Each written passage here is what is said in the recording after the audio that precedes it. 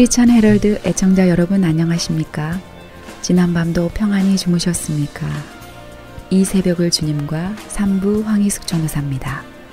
크리스천 헤럴드는 신문을 시작으로 라디오, 이제는 공중파 채널인 18.88을 통해 텔레비전으로도 함께 하실 수 있습니다. 이 시간에 방송되는 모든 목사님들의 설교는 인터넷 웹사이트 www.chtv1888.org를 통해 다시 들으실 수 있습니다. 오늘도 말씀과 찬양으로 승리하는 하루 되시기 바랍니다.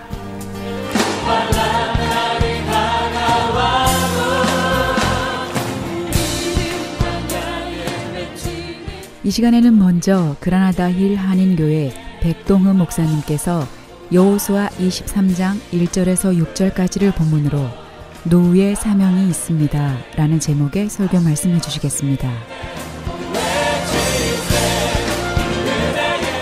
이 바울은 노우의 루마 감옥에 있었습니다. 근데 미래에 대한 표대가 있다고 합니다. 앞에 있는 것을 잡으려고 쫓아간다고 합니다. 마치 운동장에서 다림질하고 있는 경기 선수 같은 모습으로 자신을 포기하고 있습니다.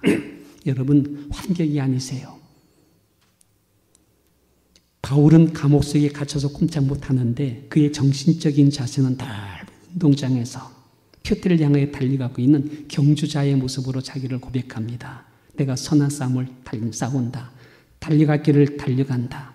내가 믿음을 지키고 의의 멸류관 받기까지 이 목숨을 하나님 앞에 드리고 마지막 간제물로 제물 드릴지라도 내가 그 길을 포기하지 않는다. 여러분, 어떻게 보면 참 멋있습니다. 산다는 것이 참 멋들어진 모습을 볼 수 있습니다. 육체적 건강 수명이 아니라 정신 연령이 젊음의 기준이 된다고 말씀하고 있습니다. 저는 오늘 본문 말씀 여호수아를 통해서 몇 가지 말씀을 드리려고 합니다. 우리 23장 1절의 말씀을 한번 같이 읽어볼까요? 23장 1절의 말씀이 됩니다. 여호와께서 이스라엘의 사방 대적을 단멸하시고 안식을 이스라엘에게 주신 지 오랜 후에 여호수아가 나이 많아 늙은지라. 여러분, 여호수아의 생애를 보게 되면 1살에서 40살까지는 애굽에서 노예민의 삶을 살았습니다. 여호수아가 태어날 때에는요, 남자는 죽여버리는 최악의 상황 속에 이 아이가 태어났습니다. 노예민의 근성으로 살 수밖에 없는 모습이 되었습니다. 40에서 80세까지는 애굽을 탈출해서 거친 광야에서 살벌한 현장을 살았습니다. 그리고 80이 넘어서 지금 100세가 되었는데 가나안 정복 전쟁터에서 산 것이 그의 모습이 된 것입니다. 어떻게 보게 되면 여호수아가 지금 나이가 많이 늙었다고 말하는데 여호수아는 취약의 환경을 갖고 태어났고 자랐습니다. 노예 환경입니다. 거친 들판에 살았습니다. 전쟁의 토진에 살았습니다. 그리고 늙어가고 있습니다. 어떻게 보면 그분의 인격이라는 것은 굉장히 살벌하고 거칠고 그리고 막무가내 같은 험한 모습이 일런지 모르겠습니다만은 그런 모습이 전혀 안 보여요. 온유함이 있고 깊이가 있고 경륜이 있었습니다. 지금 100세가 넘었습니다. 그리고 이제 죽게 됩니다. 근데 죽을 때까지 그를 통해 나오는 메시지는요, 성경에 기록된 만큼 위대했습니다. 참고로 여러분 한번 물어보겠습니다. 여호수아가 몇 세에 죽었는지 아십니까? 몇 세에 죽었어요? 모세보다 10년 짧게 살았어. 한 110세에 죽었다라고 말합니다. 여호수아는 지금 100세입니다. 지금 100세 시대를 살아야 될 우리에게 몇 가지 교훈의 말씀을 주고 있습니다. 우리 한번 같이 보겠습니다. 여호수아서 23장 26절의 말씀입니다. 첫째는 여호수아서 23장 6절의 말씀 우리 한번 같이 봉독합니다. 그러므로 너희는 크게 힘써 모세 율법책에 기록된 것을 다 지켜 행하라. 그것을 떠나 좌로나 우로나 치우치지 말라. 여러분, 이 말씀입니다. 첫째, 여호수아의 노후 시간에 우리가 받아야 될 귀한 교훈의 말씀은 23장 26절의 말씀입니다. 여러분, 이 말씀이 지금 100세가 돼가지고 그 땅에 있는 사람들에게 이 말씀을 얘기하면서 선포하고 있습니다. 이 말씀 읽으면서 무슨 생각 나지 않습니까? 이 말씀 언제 받은 말씀이라고 생각이 드시는지요? 모세가 이제 죽게 되고 이스라엘의 지도자로 그가 일어날 때입니다. 여호수아서 1장 7절에 보니까 어떤 말씀이 있습니까? 오직 너는 마음을 강하게 하고 극히 담대하여 나의 종 모세가 내게 명한 율법을 다 지키게 하고 좌로나 우로나 치우치지 말라. 그러면 어디 가든지 형통하리라. 생각나지요? 여호수아 1장 7절의 말씀. 그 말씀이 오늘 백사가 돼가지고 23장 26절에 동일한 말씀을 그가 지금 주고 있습니다. 그때 받은 말씀입니다. 그 말씀이 지금 생생하게 살아서 갖고 있는 분이 여호수아였습니다. 그리고 이제 말씀을 자녀들에게 이어주고 있습니다. 여러분, 정신력이 살아있는 사람은 변함이 없어. 그 안에 말씀이 뿌리가 있는 사람은 뭔가 틀려. 그 말씀의 맥이 흐른 사람은 말씀의 흐름 따라 가게 돼 있어. 그 말씀이 인품화된 사람, 삶 속에 흘러오는 사람, 좌로나 우로나 지고침이 없이 묵묵하게 그 길을 가는 사람, 이게 바로 여호수아의 모습이었다. 저는 옛날에 여호수아를 큐티할 때에 깜짝 놀랐어요. 이 말씀을 제가 듣는 순간에, 읽는 순간에, 받는 순간에 전곡을 찔렀어요. 여호수아의 삶 속에서 가장 중요한 말씀의 맥이 이것이구나. 이가 이스라엘 백성들에 이르렀을 때에 그 하나님 주신 그 말씀 여호수아 1장 7절의 말씀을 지금 백사가 되는 이 나이까지 생생하게 받아서 그 맥과 흐름을 따라 여기까지 왔구나. 여러분, 초초변이가 되면 될까요? 작심삼일로는 될까요? 조속변이면 될까요? 늘 요동하고 흔들리는 삶이 될까요? 아, 여기에 있었구나. 이걸 갖다가 저는 알게 되었습니다. 저는 다니엘을 좋아합니다. 다니엘이 17세 이전에 청춘의 시기죠. 스스로 하나님 앞에 약속한 말씀이 그 말씀이었습니다. 하루에 내가 3번씩 주 앞에 무릎 꿇리라. 비록 내 백성과 내 민족과 내 국가는 망했지만 나는 절대 망하지 않는다. 내가 비록 바벨론에 와서 만국 백성의 표로가 되어 지금 남이 우당 신전에 들어와서 있지만은 내 하나님을 중심에 내가 두고 내가 살겠다. 누가 뭐래도 이 정신적인 나의 질서는 하나님 앞에 있다. 말씀 앞에 있다. 내가 하루에 3번씩 주 앞에 무릎 꿇고 우리 하나님의 존전이 예루살렘을 향하여 통변의 창을 열고 내가 주 앞에 손을 들리라. 다짐했어. 약속했어. 근데 여러분 80평생을 그렇게 산 사람이 누구였습니까? 다니엘이었어요. 하루마다 변해가지고 될까요? 조속변이가 될까요? 일주일마다 딴 사람이 돼서 변하고 있다면 될까요? 저는 사무엘을 참 존경합니다. 그분은 기도시는 죄를 범치 않겠다고 백성 앞에 약속했습니다. 은퇴했어. 그 마지막 죽을 때까지 그의 삶 속에서 기도시는 죄를 범치 않았습니다. 은퇴 이후 20년을 훨씬 더 산 사람이 사무엘의 모습이었습니다. 근데 놀라운 것은요, 하나님께서 사무엘 한 사람이 살아있는 동안에 그 땅에 불의의 권세가 들어오지 못하도록 막아주었다는 것입니다. 그가 기도하는 동안에 하나님 그의 기도를 통하여 영적 방어막을 형성하셔서 음부의 권세가 들어오지 못하도록 그 땅을 지킨 줄 믿기를 바랍니다. 여러분, 100세가 살아도 여전히 맑은 정신이 있어. 건강한 사람이 있어. 그 사람 내면 속에 말씀의 맥이 살아있는 사람입니다. 이 말씀이 뿌리가 안에서 받쳐주고 있는 사람입니다. 여호수아는 40년 전 그때 받은 그 말씀을 생생히 갖고 지금까지 붙잡고 산 사람이 바로 그 사람이었구나.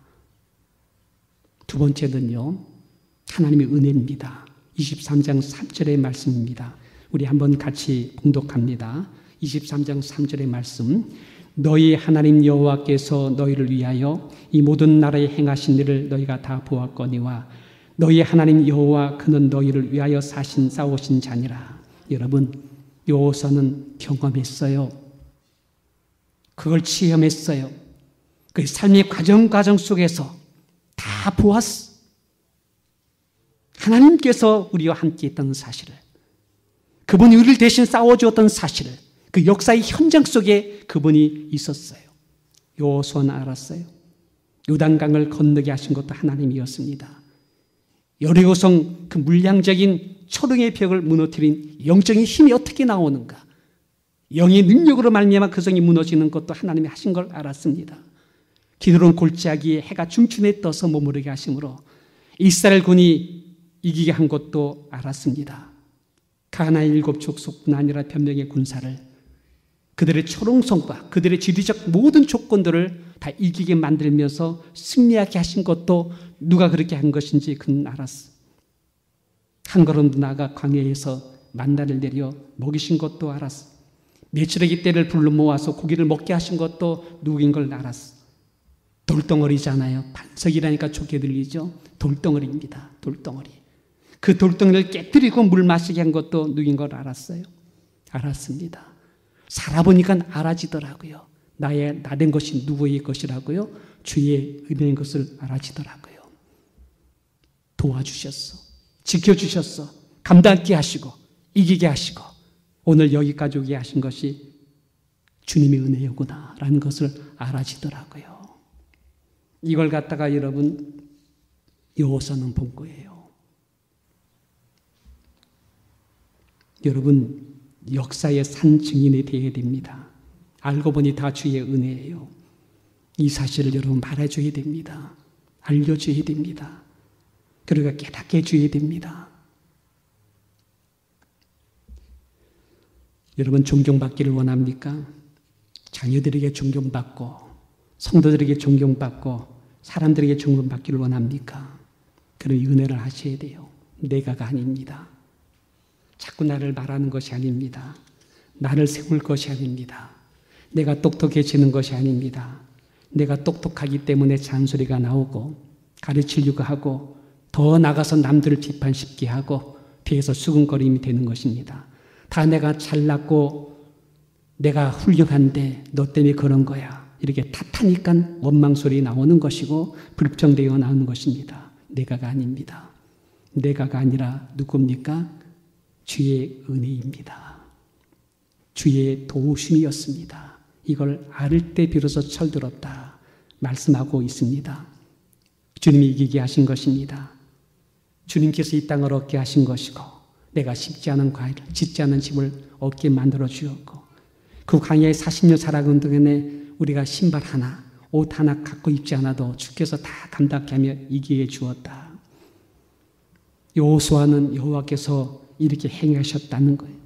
그분이 친히 싸워 주었다는 거예요. 그리고 오늘 이렇게 우리에게 안식을 주었다는 거예요. 우리 주께서 돌아보시고 우리 이렇게 은혜를 베푸신 것을 그 여호수아는 알았습니다. 이것이 여러분 여호수아의 노후에 받은 은혜가 되는 겁니다.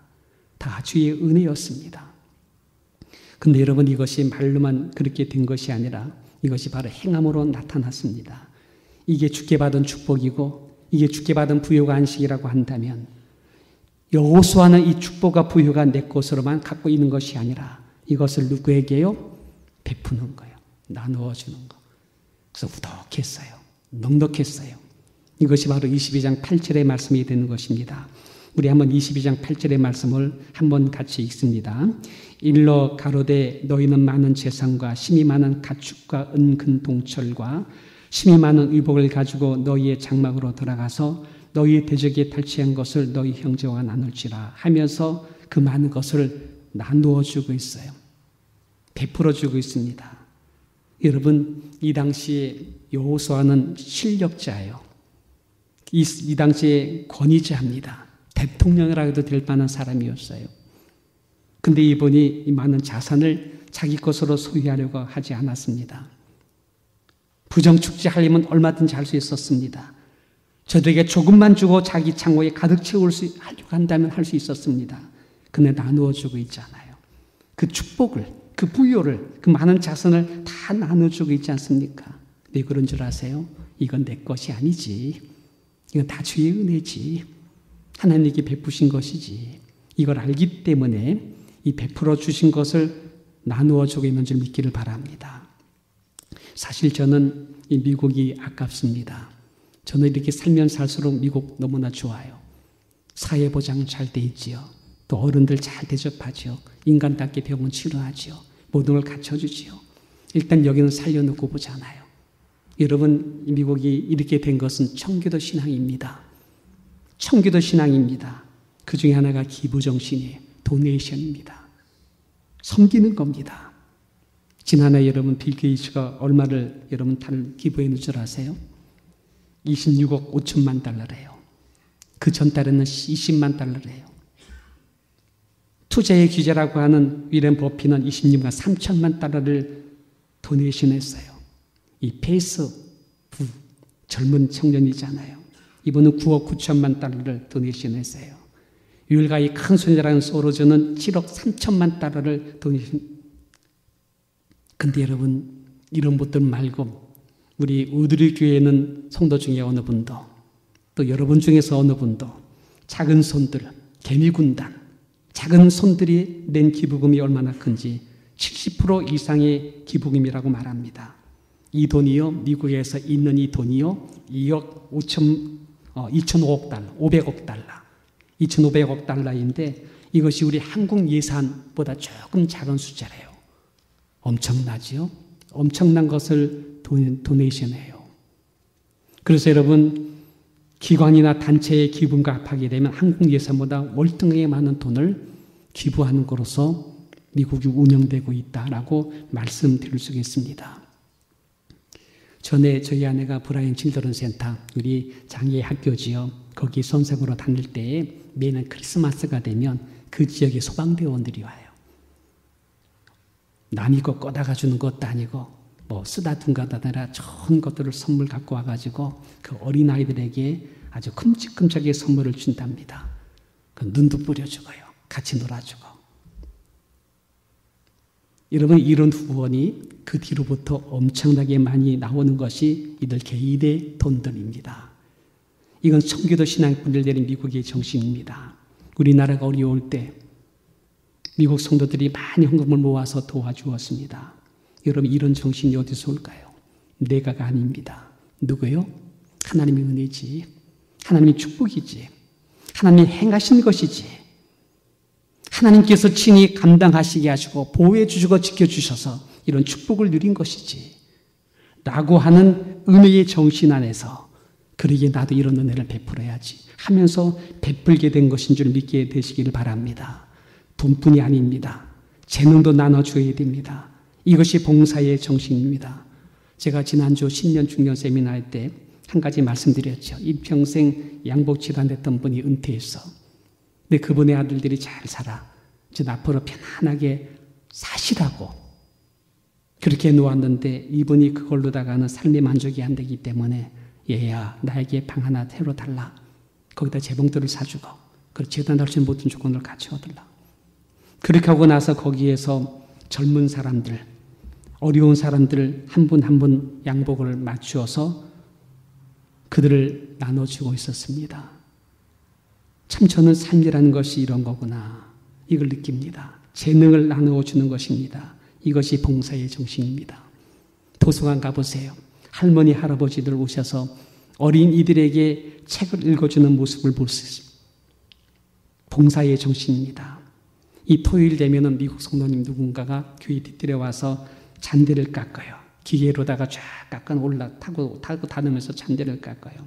새벽마다 우리 장로님께서 오셔서 잔디물을 주고 꽃을 가꾸어줘요.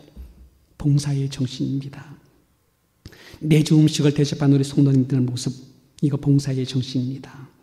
여러분의 교회 헌금으로 교회가 운영되고 선교지의 선교사님들에게 나누어지고 이게 봉사의 정신입니다. 여러분 없다고 생각하면 있는 것도 빼앗기게 돼 있어요. 있다고 생각하면 더 있어지게 되어 있습니다.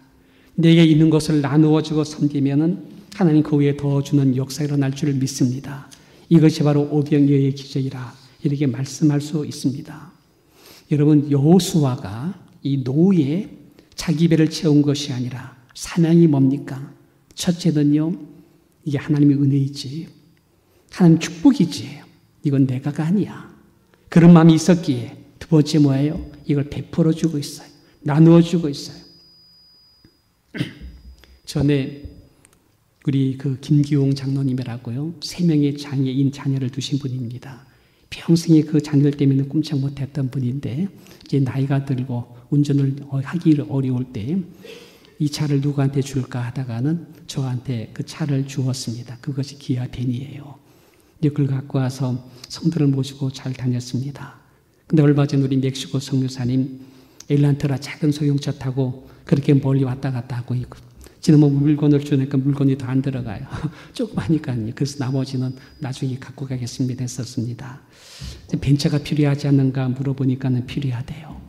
그래서는 이것이 그분 것이 되겠구나 하고서는 이번에 그걸 드렸습니다.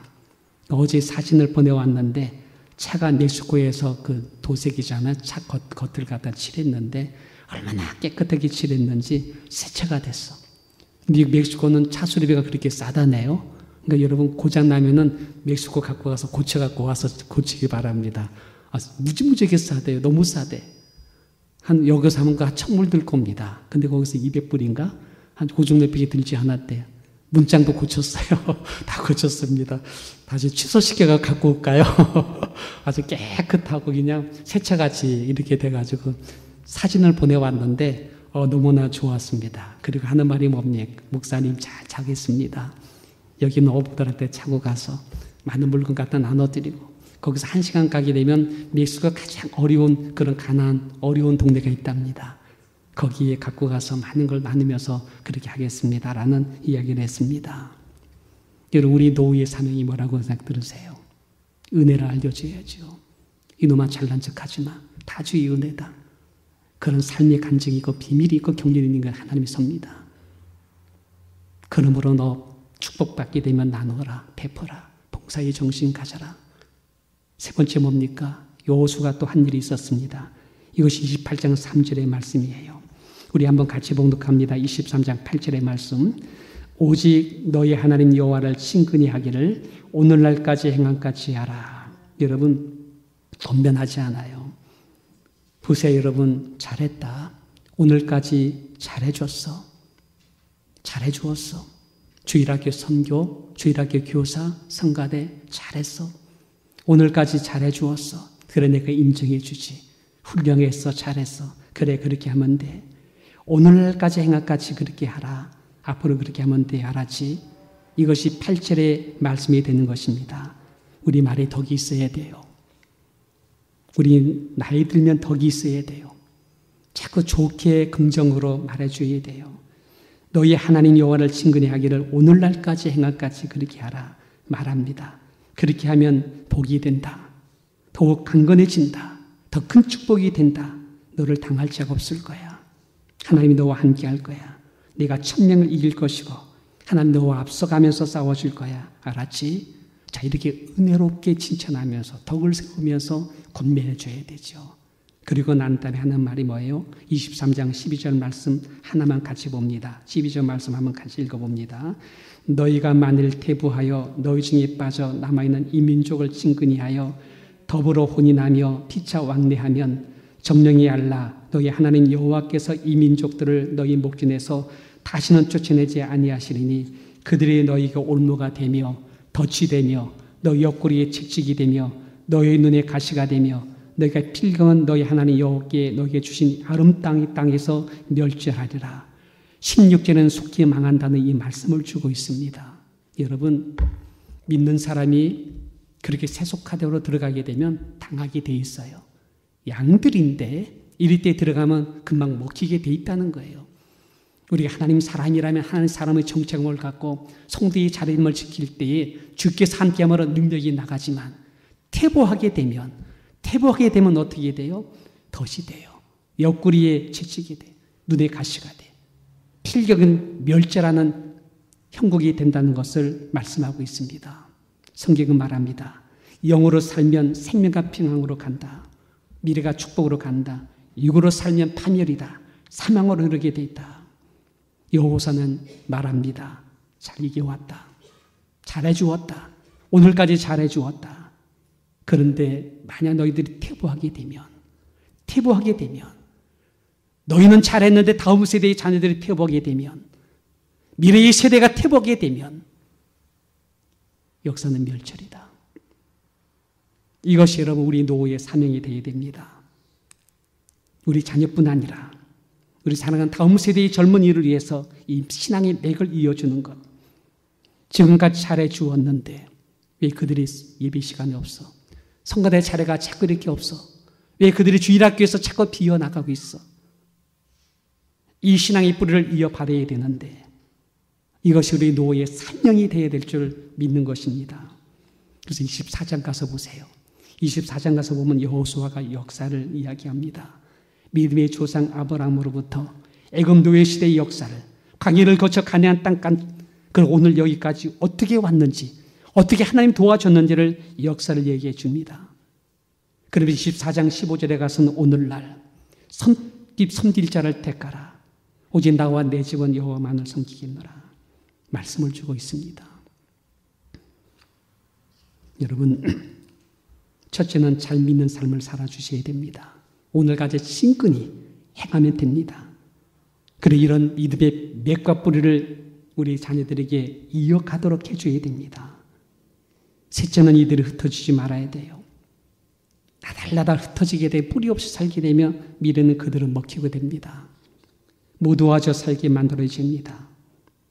그리고 이들 중에서 여호수아가 있단 말이에요. 다윗 같은 사람이 있단 말이에요. 특별히 믿음이 충출하고 뛰어난 하나님의 사람, 폭넓은 인품, 하나님의 사람이 있단 말이에요. 이들이 다음 세대의 복음을 지키며 이 땅을 지킬 수 있는 사람이 되어주도록 하여야 됩니다. 이것이 바로 우리 노예 세대의 할 일이다. 이렇게 말씀을 드릴 수가 있습니다. 노예의 사명이 뭡니까? 말씀의 맥을 이어주는 것입니다. 23장 6절에 너희는 크게 힘써 모세의 율법책에 기록된 것을 다 지키게 하라. 그것을 떠나지 말라, 치우치지 말라. 두 번째 뭐예요? 이게 하나님의 은혜이지, 내가가 아니지. 이걸 갖다 여러분 알아야 되고 알게 해야 됩니다. 여러분 지금까지 살아면서 내 힘으로 살아왔다고 생각합니까? 내 똑똑함으로 여기까지 왔다고 생각합니까? 아니잖아요. 알고 보니 뒤에서 누가요? 하나님의 도우심이 있었어요. 너희를 위해서 싸우신 분이 계셨고 책임을 주신 분이 계셨어요. 그래서 우리는 지금 말하기를 염려하지 않습니다. 두려워하지 않습니다. 그런 미래는 분명히 축복이 있다는 걸 압니다. 잘 된다. 하나님을 바르게 경외하고 그만 섬기면은 미래는 하나님 놀라운 축복으로 간다는 이걸 우리는 알고 있어요. 근데 이건 내가가 아니라는 거예요.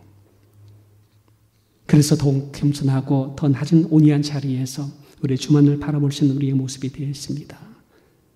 그래서 우리 후손들에게 이걸 교훈 삼아서 여러분 사랑으로 덕스럽게 때로는 강력하게 그들을 향해서 얘기해야지요. 저는 우리 가운데 안타까운 것은 우리 교회가 오늘 우리 장로님들과 권사님, 우리 집사님 세대의 끝이 난다면 이건 아니라고 봐요. 그럼 이 맥을 이어줄 수 있는 이 일을 위해서 여러분들이가 노시대의 사명자가 되셔서 우리 자녀들이 우리 다음 세대가 흩어지지 말고 하나가 돼요. 그대로다가 우리가 받은 은혜의 놀라운 예배의 현장을 이어받게 하고 우리가 기도했던 그 새벽 기도와 그 기도의 현장을 이어받게 하고 그리고 어렵고 힘들었던 많은 인생 속에 힘들었던 과정을 이겨나왔던 삶의 현장, 그 간증의 현장을 그들이 알게 하고 지금 여러분 봉사하고 있지 않습니까? 섬기고 있지 않습니까? 그 베푸는 사랑의 정신이 그들이 이어받게 하셔서 다음 세대에 이들이 걸쳐는 하나님 사람들로 이 땅을 지켜드릴 수 있는 영의 리더로 세움받을 때까지 우리 노시대의 사명을 감당하는 우리가 되기를 주님 이름으로 축원드립니다. 기도하겠습니다.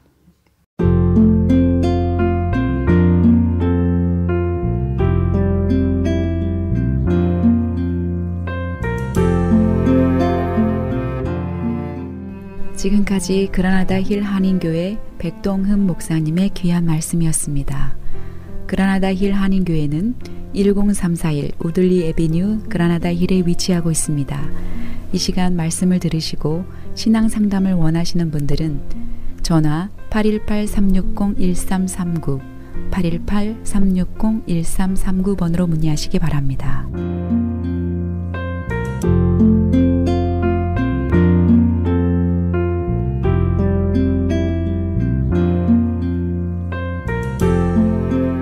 이어서 프레이즈 교회 요한계시록 강의 시간입니다. 요한계시록 3장을 중심으로 계시록 7교회라는 제목의 설교 말씀해 주시겠습니다. 전철역을 바꿔가지고 넘어가요. 막 그런 거 얼마나 많이 하고 있어요, 교회들이요. 지금 주님이 그걸 원하실까요? 얼마나 세계에서 가장 큰 건물을 짓느냐, 이걸 보고 하나님이 글쎄 기뻐하시지 않을 것 같은데. 지금 그렇게 돼 있습니다. 그들에게 주님이 이렇게 경고하십니다. 그리고 또 권고하십니다. 경고의 내용은 그거예요. 에베소 교회, 회개하라. 만약 회개하지 않으면 어떻게 된대요? 촛대를 그 자리에서 옮기겠다, 이렇게 말씀하셨어요. 이거 누구에게 말씀하신 거라고요? 교회에게 하신 거예요. 교회에게 하신 겁니다. 그 다음 서문학교회는 여긴 칭찬만 들었어요. 그래서 주님이 끝까지 죽도록 충성하라, 이렇게 얘기하십니다. 죽도록 충성은 진짜로 죽기까지 충성하라, 그 얘기예요. 내가 이렇게 하면 그 위치에 가서 하나님이 나를 싹 구원해내가지고 살려내시겠지. 요건 우리 생각이고요. 하나님이 그렇게 하실 수도 있고 아닐 수도 있어요. 우리는 무슨 마음을 가지고 해야 되냐면 진짜로 죽는 자리에까지 가도록 충성해야 된다는 거예요. 그리고 이 마지막 시대는 그런 시대예요. 진짜로 그 자리까지. 그래서 지난주에 그랬잖아요. 나는 순교자다, 이렇게 생각하고 신앙생활을 하시라니까요. 지금부터는 나는 이 신앙생활, 이 신앙 지키고 가다가 나는 순교할 사람이다, 그렇게 마음 먹고 아예 그냥 계셔야지요. 그 마음 안 먹었는데 순교의 자리에 가면 어떻게 하실 거예요? 힘듭니다. 그러니까 아예 그렇게 하세요. 그런데 순교의 자리에 안 세우시고 나를 또 예비초로 싹 들어가게 하시네요. 그럼 그것도 감사. 그렇게 되잖아요. 그러니까 처음부터 순교자다. 지금 여기 오신 분들은요, 나는 순교자다, 결정을 내리고 사세요. 그냥 아예 순교하실 거예요. 순교자입니다. 무서운 얘기예요. 사실 이건 하는 거 아닙니다. 그렇게 생각하세요. 나는 이제 그렇게 될 거다. 아예 처음부터 그렇게 하고 준비를 하고 계세요. 그러다 아니면 진짜 다행이잖아요. 버가목 교회에게 주님 말씀하십니다. 버가목 교회가 책망받았던 게 발람의 교훈, 니골라당의 교훈을 지키는 자들이 있다는 거였어요. 그래서 그들에게 뭐라고 말씀하시냐면 회개하라.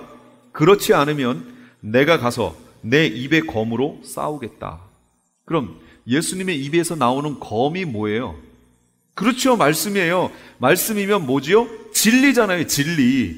여기 지금 그 앞에 있는 버가목 교회가 발람의 교훈과 니골라당의 교훈을 지킨다고 그랬잖아요. 이게 현대로 말하면 뉴에이지라고 그랬어요. 그럼 그것이 진리가 아니란 얘기죠. 아니니까 진리를, 진짜를 가지고 와서 대조해 주겠다는 거죠. 이렇게 너희가 믿었던 그것이 아니니까 내가 회개하라고 얘기하는데, 그걸 회개하지 않고 끝까지 잡고 있으면 내가 진리의 말씀으로 진짜가 뭔지 이렇게 대조해서 보여주겠다는 거죠. 그러면 대조했는데 가짜예요. 가짜로 드러나면 이 사람들 어떻게 될까요? 여기서 검으로 싸우겠다는 얘기는 예수님과 싸움의 대상이 돼버리면 그 사람이 구원 얻는 사람이에요? 예수님을 이겨서 구원 얻겠어요? 말도 안 되는 얘기죠. 교회에다가 하신 말씀입니다. 교회요. 그다음 두아디라 교회에게 말씀하십니다. 두아디라 교회는 자칭 선지자 이세벨을 용납했고 기회를 주었을 때 회개하지 않았대요. 회개하라, 행위대로 갚아주겠다라는 거예요. 행위대로. 목회자들을 타락시키고 성도들을 타락시키고 음행하고, 이 계시록에서 음행이라고 하는 거는 실제 육적인 음행도 여기에 물론 포함됩니다. 포함되지만 여기에서 음행, 뒤에 가면 이제 음녀 나오고 그러죠. 이거는 신앙적으로 예수 그리스도가 아닌 다른 것에 우상숭배하게 만드는 것, 그걸 얘기합니다. 그 우상숭배하게 했던 것, 그거 행위대로 그대로 갚아주겠다는 거예요. 그럼 그 행위대로 갚아주면 어떻게 되는 거예요? 끝나는 거죠. 아니 7교회 중에 2교회만 칭찬받고 나머지 5교회는요 다 책망의 내용이 들어가고 그거에 대해서 회개하지 않으면 이렇게 하겠다는 무서운 말씀이 다 들어가 있어요. 빌라델비아 교회, 이거 칭찬받은 교회예요. 가진 것을 굳게 잡아 면류관을 빼앗기지 말라, 그렇게 얘기합니다. 끝까지 잡고 계셔야 돼요. 그래서 10처녀 비유 중에 5처녀가, 미련한 5처녀가 그 기름 좀 달라고 그러니까 지혜로운 5처녀가 너희나 우리가 쓰기에 부족하니까 너희는 가서 새로 사라 얘기하고, 이들은 그걸 간직하고 있다가 결혼식에 혼인잔치에 들어가지요. 간직하고 계셔야 됩니다. 하게는요. 정말로 간직하고 계셨다가 혼인잔치에 들어가야 돼요. 누구든지 면류관을 빼앗지 못하도록 하셔야 됩니다. 라우디게아 교회에 있습니다. 이 라우디게아 교회는 차지도 않고 덥지도 않고 미지근하고 자칭 부자라고 하지만 부자가 아니에요.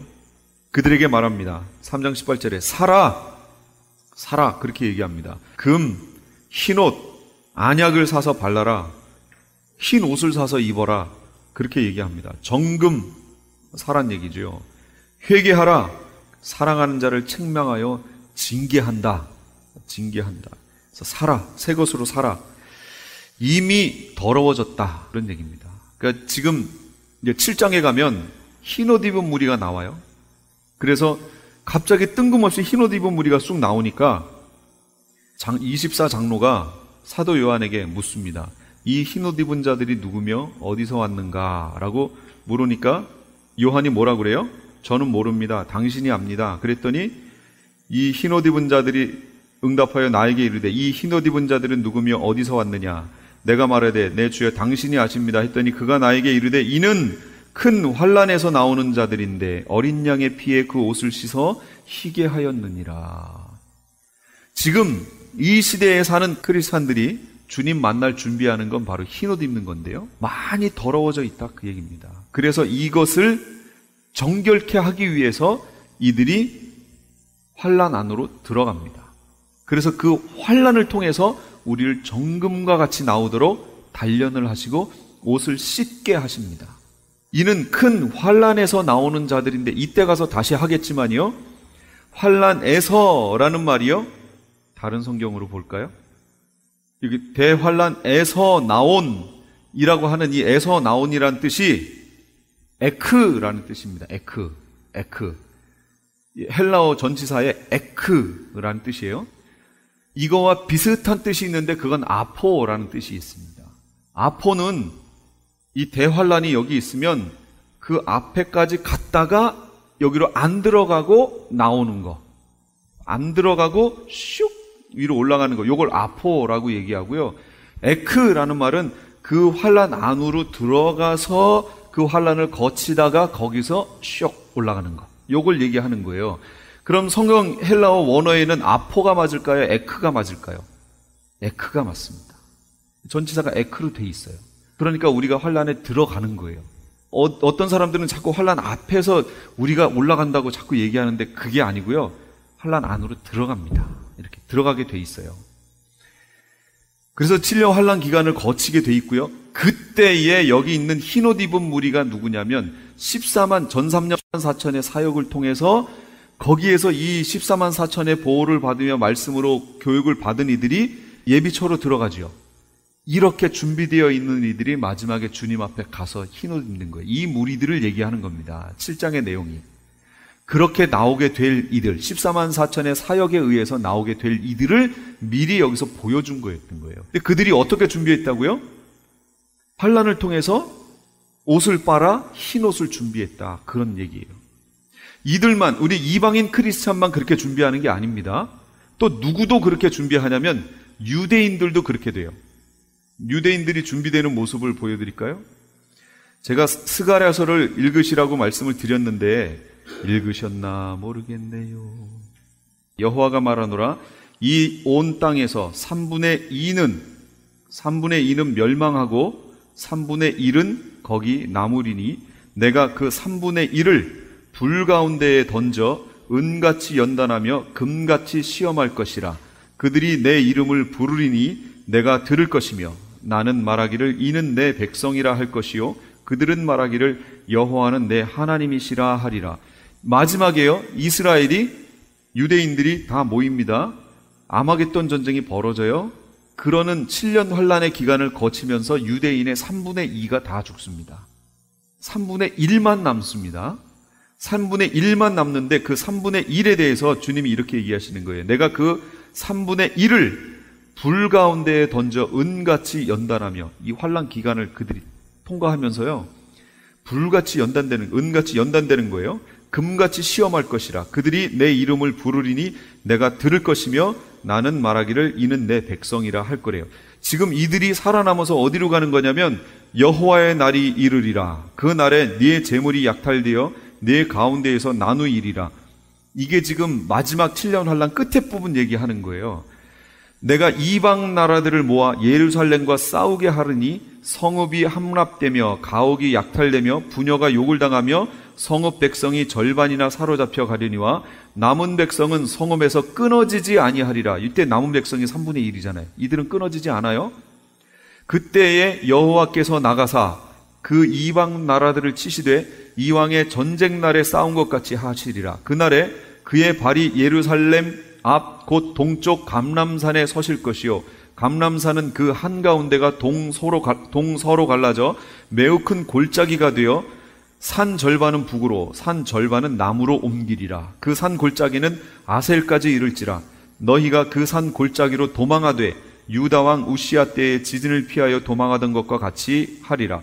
나의 하나님 여호와께서 임하실 것이요 모든 거룩한 자들이 주와 함께 하리라. 지금 여기 내용이 모든 거룩한 자들이 주와 함께 하리라. 이런 내용이 어떻게 되는 건지 상상이 되세요? 지금 그려지십니까? 예수님이 감람산으로 나중에 재림하실 거잖아요. 예수님이 재림하시기 전에 먼저 어떤 일이 벌어져요? 공중으로 강림하시잖아요. 공중 강림하실 때 예비처에 가 있던 크리스찬들이 이제 휴거되잖아요. 마지막 7째 나팔에 휴거돼서 올라갔죠. 거기서 혼인잔치하고 며칠이 될지 몰라요. 이게 며칠입니다. 몇 년이 아니에요. 며칠이에요. 내려옵니다. 그 내려오면서 어디로 내려오는 거냐면 여 감람산으로 지금 내려오는 거예요. 그때 유대인들은 어떻게 살아남은 3분의 1은 어떻게 되는 거예요? 연단되어져서 이제 주님을 완전히 100% 다 찾는 거죠. 이들이 이제 감람산으로 도망오는 거예요. 그들이 이제 오시는 주님을 바라보는 거예요. 그러면서 거기서 막 자기 주님이 오시니까 애통하고 막 통곡을 하는 거죠. 그 어려움을 지금 여태까지 당했잖아요. 주님을 보니 얼마나 반가워요. 거기서 만납니다.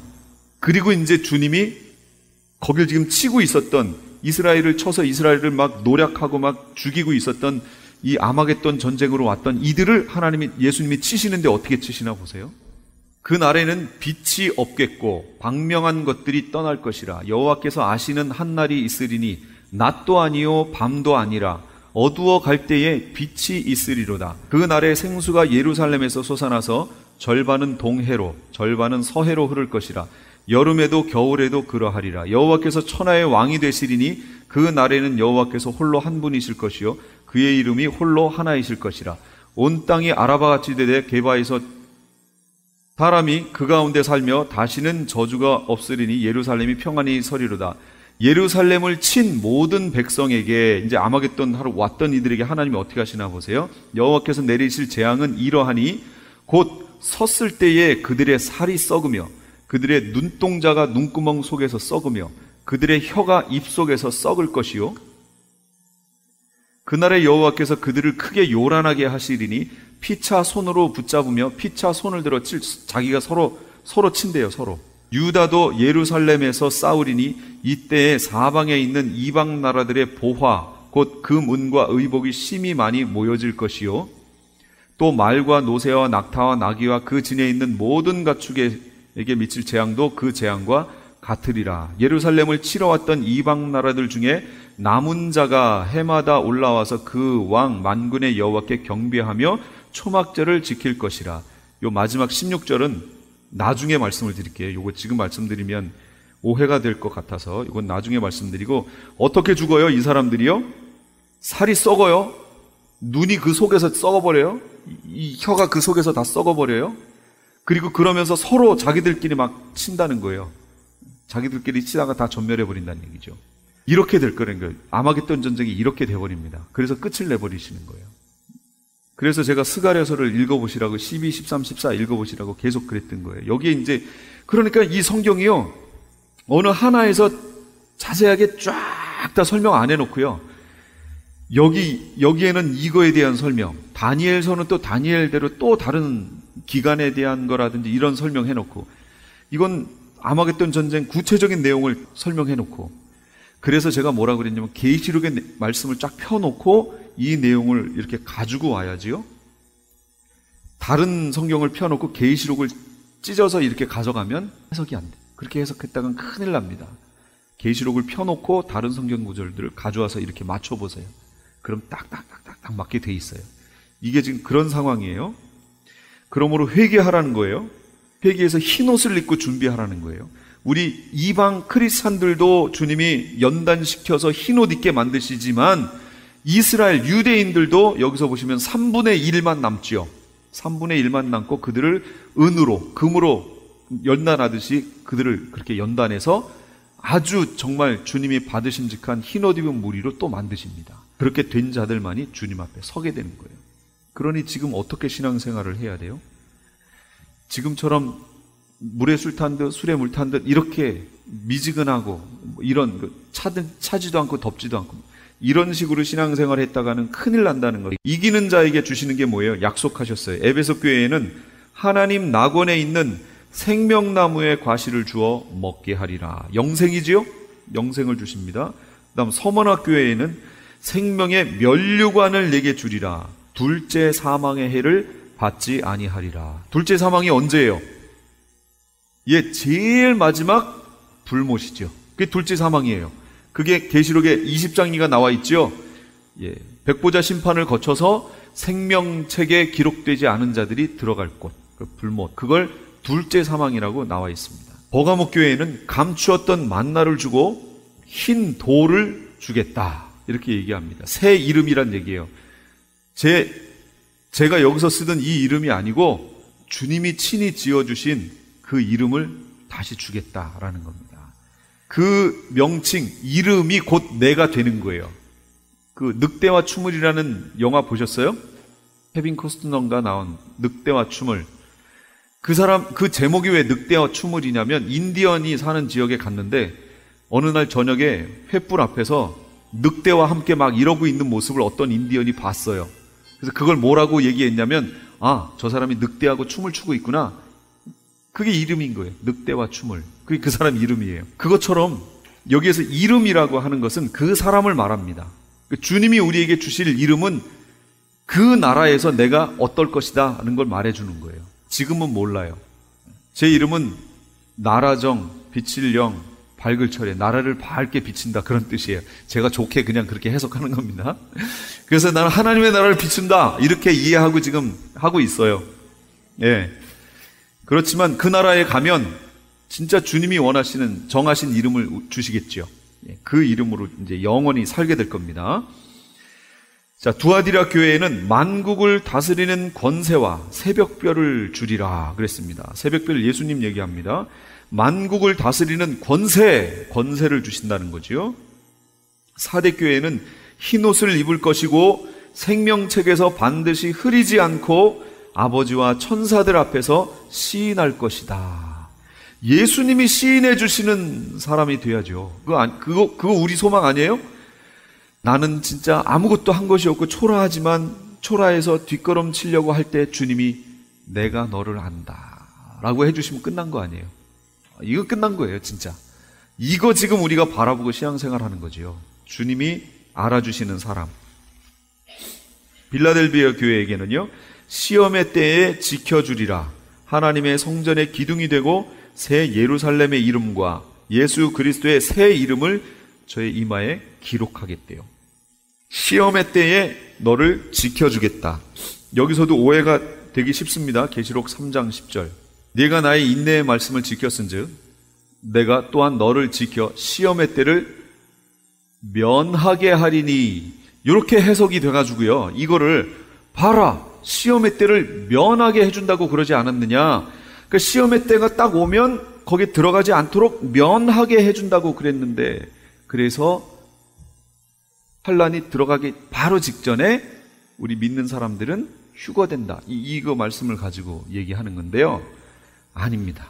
그거는 이 말의 원어를 잘못 알아서 그러는 거예요. 때를 면하게 하리라는 말의 원어는 테레소 에크라는 말이에요. 테레소 에크.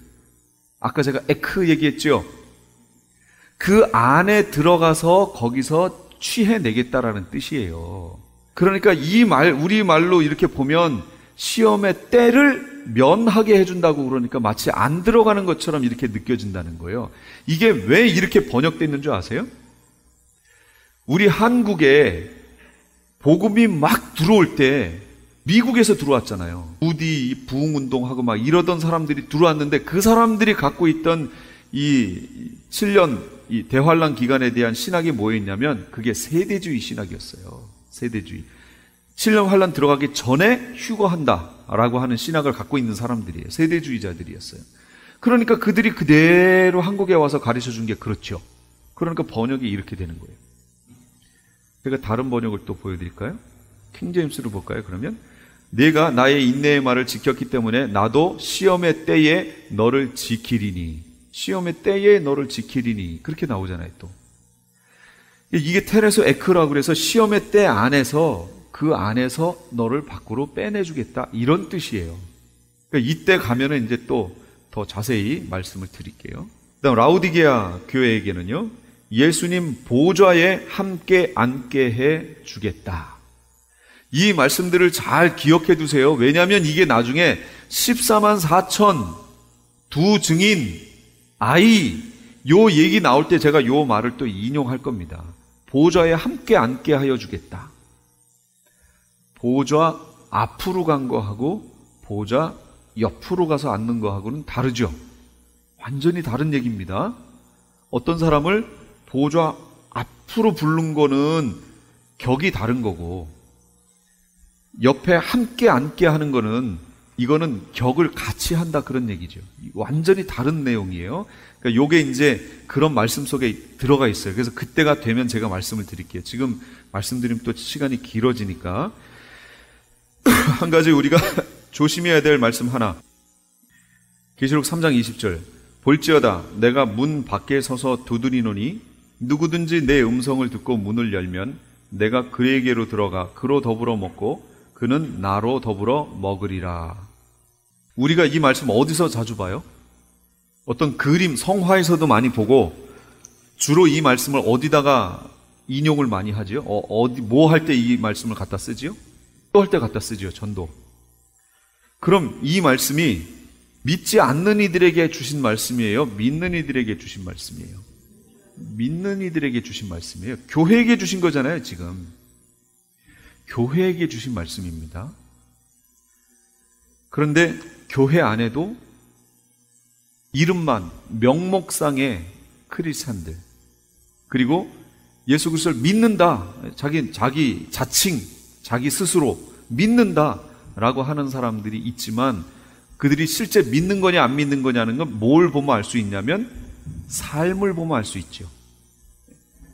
여기 계속 우리 앞에 봤던 것처럼 이 사람이 진짜 믿는 사람이냐 안 믿는 사람이냐, 이건 그 사람의 삶을 보면 알 수 있는 겁니다. 그 삶을 보고 평가하는, 그게 야고보서의 내용이지요. 삶을 보면 평가할 수 있어요. 볼지어다 내가 문 밖에 서서 두드리노니 누구든지 내 음성을 듣고 문을 열면. 그렇다면 이 마지막에 있는 라우디게아 교회 사람들은 예수님을 어디다 놓고 신앙생활했단 얘기예요? 문 밖에 놓고 자기 신앙생활했단 얘기죠. 이 종교생활했단 얘기예요. 그러니까 종교생활하니까 얼마나, 이때 강조되는 게 뭐예요? 라우디게아 교회 사자에게 편지할 아멘 충성되시고 참된 증인이시여 하나님의 창조의 근본이 내가 네 행위를 아노니 네가 차지도 않고 덥지도 아니하고 네가 차든지 덥든지 하기를 원하노라. 이같이 미지근하여 뜨겁지도 아니하고 차지도 아니하니 내 입에서 너를 토하여 내치리라. 네가 말하기를 나는 부자라 부요하여 부족한 것이 없다 하나 내 곤고한 것과 가련한 것과 가난한 것과 눈먼 것과 벌거벗은 것을 알지 못하는도다. 나는 부자다. 그런데 교회들의 모습이 잘 그려져 있죠. 얼마나 부자예요, 교회들이요. 진짜 부자죠? 근데 그게 주님이 보시는 부냐는 얘기죠. 주님이 보시는 부. 주님은 오히려 곤고한 것, 가련한 것, 가난한 것, 눈먼 것, 벌거벗은 것이다 라고 평가를 하신다는 얘기예요. 이렇게 돼 있다는 것이 무슨 얘기냐면 바로 문 밖에 놓고 신앙생활 한다, 그 얘기예요. 예수님을 문 밖에 놓고 거칠에, 겉으로 보이는 거, 이 세상 정욕, 안목의 정욕, 이생의 자랑, 이걸 가지고 신앙생활을 하고 있다는 거예요. 그래서 교회들이 얼마나 많이 복을 얘기할 때 이 땅에 있는 걸 가지고 복을 많이 얘기하냐는 얘기죠. 땅의 것을. 마치 이 땅의 것이 없으면 그럼 복 안 받은 것처럼, 복 못 받은 사람들처럼, 또 교회에 와서 그렇게 돼 있는 사람들을 보면 그 사람들은 저주받았다든지 네가 무슨 죄를 졌으니까 그런 거지, 이런 식의 이 율법의 눈으로 우리가 얼마나 많이 보냐는 얘기예요. 아니다. 그런 얘기입니다. 주님의 마음으로 봐야 돼요. 그러니까 문 밖에 서서 신앙생활을 우리가 많이 해서 그래요. 그래서 그들에게 문 안으로 들어오라고, 주님을 문 안으로 모셔드리라고, 주인이 되게 하라고 계속 말씀하시는 겁니다. 그러니까 이게 누가 주인이냐 그 얘기예요. 누가 주인이냐. 내가 주인이냐, 네가 주인이냐, 예수님이 주인이냐.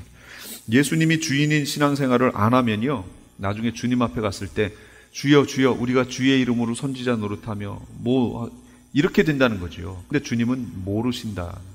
이 불법을 행하는 자들아 내게서 떠나가라. 이렇게 나오신다는 거예요.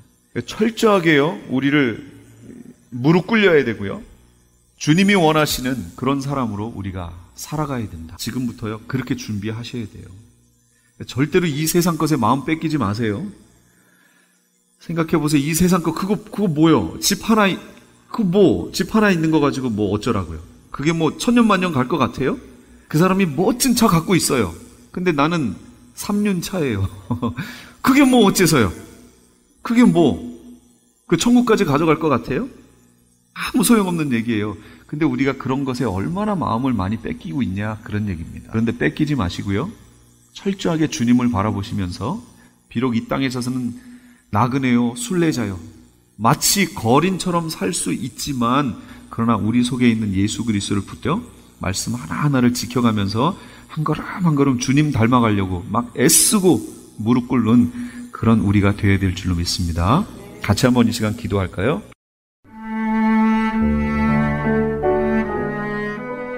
지금까지 LA 한인타운에 있는 프레이즈 교회의 요한계시록 강해였습니다. 프레이즈 교회는 지난 5월 22일부로 요한계시록 1차 강해를 마쳤습니다. 참여해 주신 성도님들께 감사드리며, 오는 7월 9일 토요일에 계시록 2차 세미나가 오전 10시부터 오후 4시까지 실시되고, 다음 날인 7월 10일 주일 오후 2시부터 요한계시록 2차 강해가 10월 말까지 진행될 예정입니다. 요한계시록 세미나와 강해를 듣기 원하시는 성도님들은 2668 웨스트 피코 블러버드 피코와 캔모어에 있는 프레이즈 교회로 오시거나 전화 213-700-9833 213-700-9833번으로 문의하시기 바랍니다. 힘들고 지쳐 난무하고 넘어져 일어날 힘 전혀 없을 때에 조용히 다가와. 또한 프레이즈 교회에서는 오늘입니다. 오늘 주일 오후 2시에 찬양사역자이신 이윤수 목사님을 초청하는 찬양 집회를 개최합니다. 너는 내 아들이라. 너는 내 아들이라 라는 찬양으로 외롭고 지친 영혼들에게 하나님의 위로와 격려를 전하고 있는 이윤수 목사님의 찬양 집회에 성도님들의 많은 참여를 바랍니다. 집회 참여를 원하시는 분들은 오늘 주일 오후 2시까지 2668 웨스트 피코 블러버드 한인타운 피코와 캔모어에 있는 프레이즈 교회로 오시거나 전화 213-700-9833 213-700-9833번으로 문의하시기 바랍니다. 지금까지 이 새벽을 주님과 1, 2, 3부 모두 마치겠습니다. 진행의 황희숙이었습니다.